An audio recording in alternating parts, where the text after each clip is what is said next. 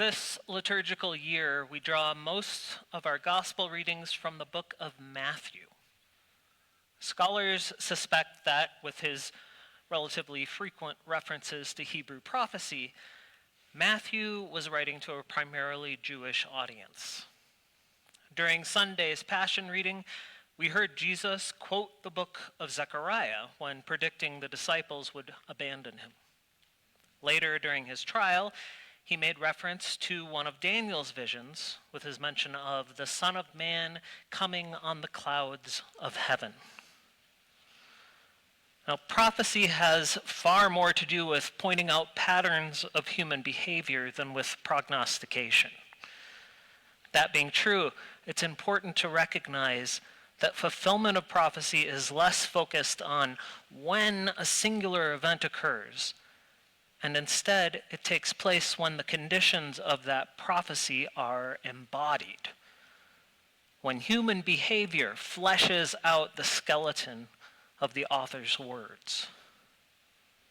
As such, today I'd like us to consider the very first prophecy that Matthew quotes in his gospel.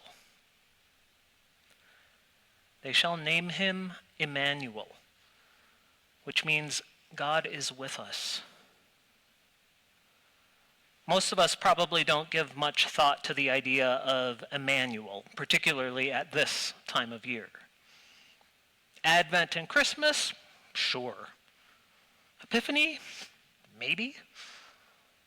But Lent and Holy Week? Probably not.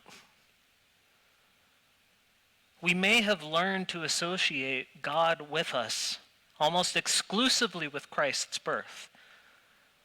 But the point where we find ourselves today, Good Friday, might just be the most appropriate time to consider the depth of Emmanuel's implications. We readily think of God being with us when things are going well. Clean bill of health, sudden windfall of cash, or even when we simply step outside to the perfect amount of sunshine, the ideal temperature, and just a generally gorgeous day. In all of those situations, it's easy for us to feel like God is on our side. And it's true. God is with us in those times. But what about when things aren't going so well? Trouble in the family, an unexpectedly large tax bill, days on end of dust storms and brown air, sudden illness, chronic pain, a terminal diagnosis. Where is God when the future is dark? When every turn we make leads to frustration? When evil prospers and good stands by powerless to change anything? Where is God in the midst of trial, sorrow, and death? With us. God is with us in fear and anxiety. God is with us in distress and confusion. God is with us in pain and even, if need be, through torture. God is still with us as our bodies lie in the grave. How do we know that? Because Emmanuel.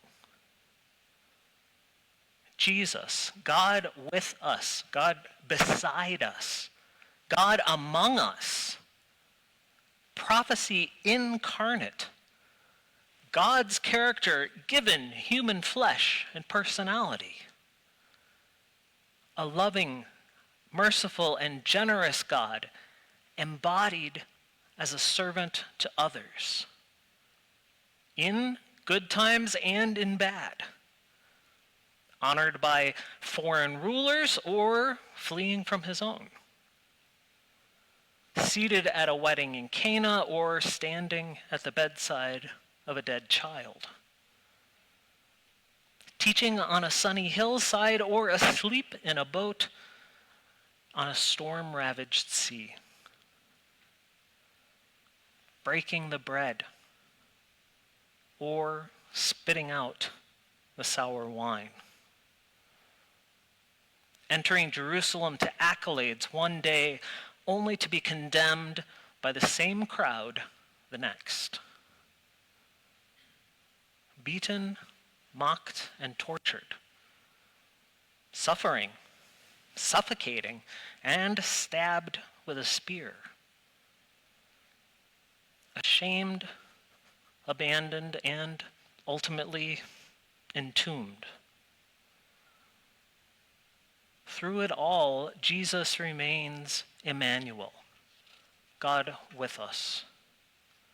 In our pain, in our sorrow, in depression and despair, God actively with us, fully experiencing the horrors, the difficulties, and the indignities of human life. Not simply thousands of years ago, and not just in some distant future, but today. God with us. God suffering. God dying with us. No matter where we go, no matter how we feel, no matter what we think might stand between God and us, for better or for worse, in sickness and in health, in life and death, in present realities and well beyond. God stands with us. God is among us. God is beside us, fully included in whatever might be happening. During Advent and at Christmas, throughout Epiphany and Lent, on Palm Sunday, and yes, even on Good Friday. God is with us. Amen.